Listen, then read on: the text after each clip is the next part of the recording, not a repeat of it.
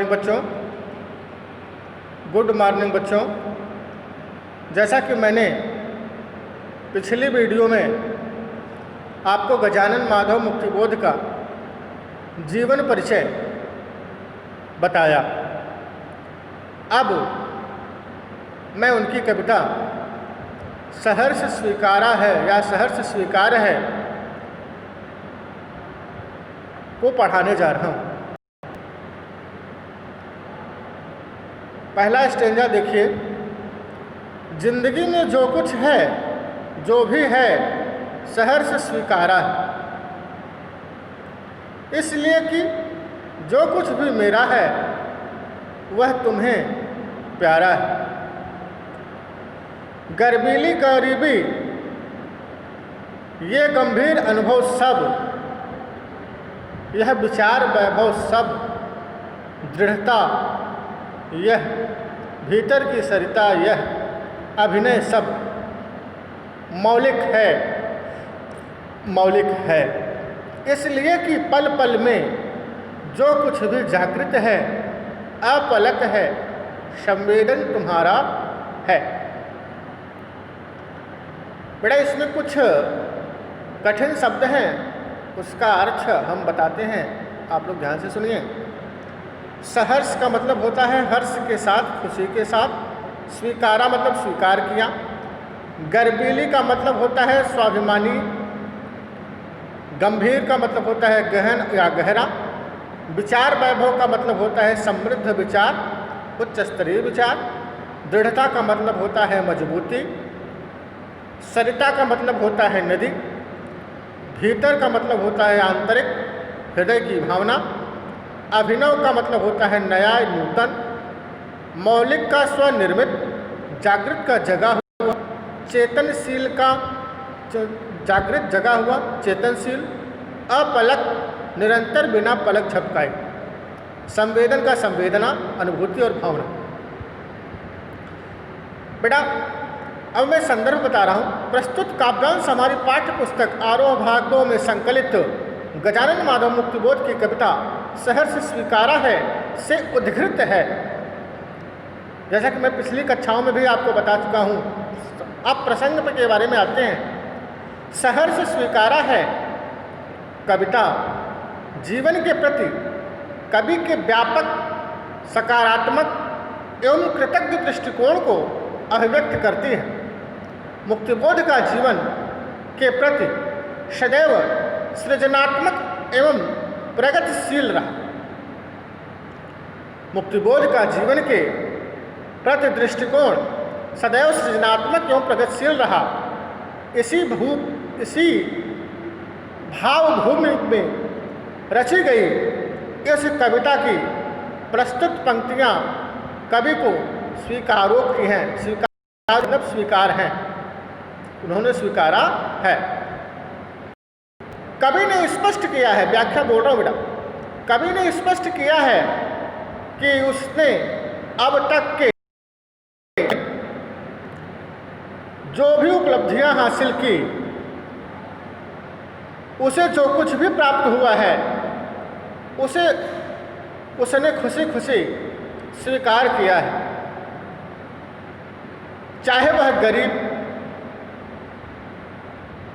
गरीबी हो या अनुभव या विचार, बाहर की दृढ़ता हो या अंदर की तरलता, ये सब उसके लिए नए हैं, अभिनव है और मौलिक भी। ये सभी सामान्य नहीं है बल्कि विशिष्ट है। यह गरीबी है, स्वाभिमान प्रदायनी है, ये अनुभव गंभीर हैं, ये विचार वैभवशाली है। कवि इन सब को हर्ष के साथ इसलिए स्वीकार कर रहा है क्योंकि वह स्वयं को अपने प्रिय से अलग करके नहीं देख सकता। वह अपने प्रिय से इतना घनिष्ठ रूप से संबंधित है कि वह उनकी खुशी में ही कभी अपनी खुशी देखता है और कवि की सभी परिस्थितियों स्थितियों को प्यार करती है।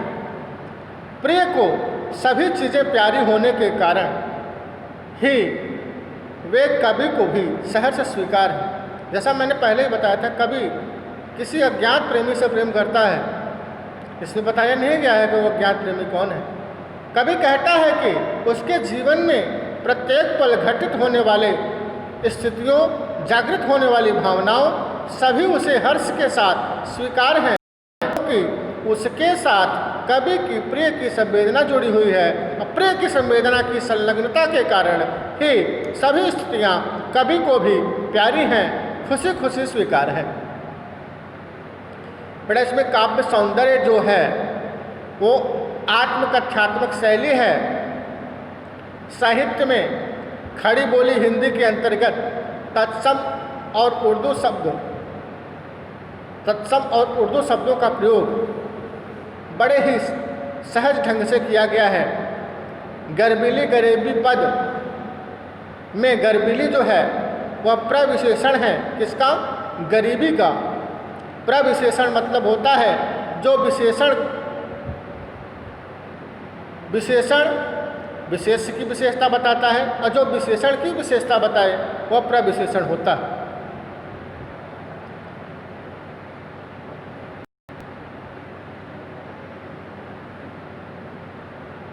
गर्बीली गरीबी में ग वर्ण की आवृत्ति के कारण अनुप्रास अलंकार है, और पल पल में पुनरुक्त प्रकाश अलंकार है। क्योंकि आप देखो पल पल में पुनरुक्त प्रकाश अलंकार इसलिए हुआ कि दो पदों की आवृत्ति दो बार हुई है और बीच में सामासिक चिन्ह होने के कारण पुनरुक्त प्रकाश अलंकार है। अब आप कहोगे सर कनक अलंकार, यमक अलंकार भी हो सकता है, जिसमें आज आप कहते हैं ना कनक कनक के सौ गुनी मादकता अधिकाय या खाए बौराय जब आप आए बौराय, तो यहाँ यमक अलंकार नहीं हो सकता। कुछ लोग यमक अलंकार भी कह सकते हैं, माना जा सकता है, लेकिन ये छोटी कक्षाओं में होता तो ज़्यादा चरितार्थ था। बड़ी कक्षाओं में पुनरुक्त प्रकाश अलंकार कनक यमक अलंकार भी सही, कोई ज़्यादा विशेष जोर देने की बातें नहीं। अब बेटा इसमें 4 क्वेश्चन हैं, उसको मैं दे रहा हूँ आपको, आप उसको हल करने का प्रयास करें। प्रश्न है, प्रस्तुत काव्यांश के कवि एवं कविता का नाम बताइए। दूसरा प्रश्न, कवि अपने जीवन को सहर्ष स्वीकारा है क्यों कहता है। तीसरा प्रश्न, कवि को अपनी गरीबी पर गर्व क्यों है। चौथा प्रश्न, कवि के लिए मौलिक क्या है। बच्चों ये 4 प्रश्न हो गए, 3 प्रश्न और लिख लीजिए। गर्बीली गरीबी का प्रयोग सौंदर्य स्पष्ट कीजिए। दूसरा, भीतर की सरिता का सौंदर्य स्पष्ट कीजिए।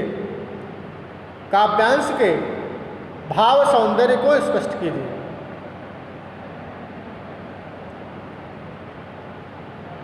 तो सौंदर्य बोध संबंधी जो प्रश्न मैंने 3 बोले हैं उनका आप लोगों को उत्तर नहीं पता होगा, मैं आपको उत्तर भी बोल दे रहा हूँ। गर्बीली गरीबी का प्रयोग सौंदर्य स्पष्ट कीजिए, उसका उत्तर है गर्बीली गरीबी में गरीबी विशेषण है और इस विशेषण की विशेषता बतलाने वाले शब्द गर्बीली है, इसलिए यह प्रविशेषण। गर्बीली को शुद्ध मानक भाषा में गर्बीली लिखा जाता है, जिसका तात्पर्य होता है गर्भ से युक्त, अर्थात ऐसी गरीबी जो गर्भ से युक्त हो, क्योंकि यह कवि के स्वाभिमान की रक्षक है।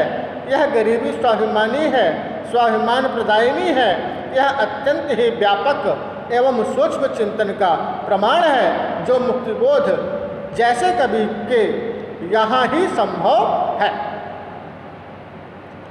दूसरा प्रश्न, भीतर की सरिता का सौंदर्य लिखिए, उसको भी बता देता हूँ।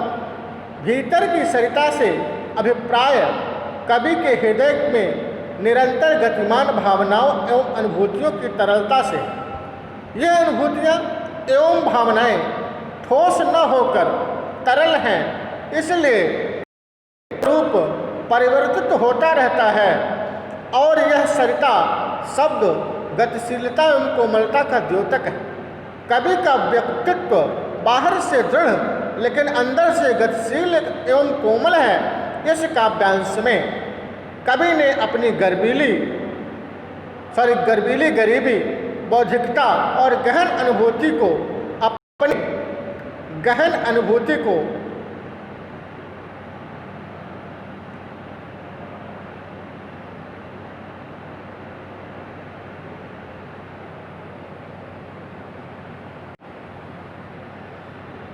अनुभूति की तरलता से, यह अनुभूतियाँ एवं भावनाएं ठोस न होकर तरल हैं, इसलिए उनका स्वरूप परिवर्तित होता रहता है। यहाँ सरिता शब्द गतिशीलता एवं कोमलता का द्योतक है। कवि का व्यक्तित्व बाहर से दृढ़ लेकिन अंदर से गतिशील एवं कोमल है। तीसरे प्रश्न का उत्तर है बेटा, इस काव्यांश में कवि ने अपनी गरीबी, बौद्धिकता और गहन अनुभूतियों को अपनी उपलब्धि माना है तथा श्रेय अपनी प्रिया को दिया है। इस गरीबी, बौद्धिकता और गहन अनुभूतियों का श्रेय अपनी प्रिया को दिया, अपनी प्यारी को दिया, अपने प्रेमी को दिया। इस प्रकार अनूठे ढंग से उसने अपनी प्रिया के प्रति प्रेम प्रकट किया है।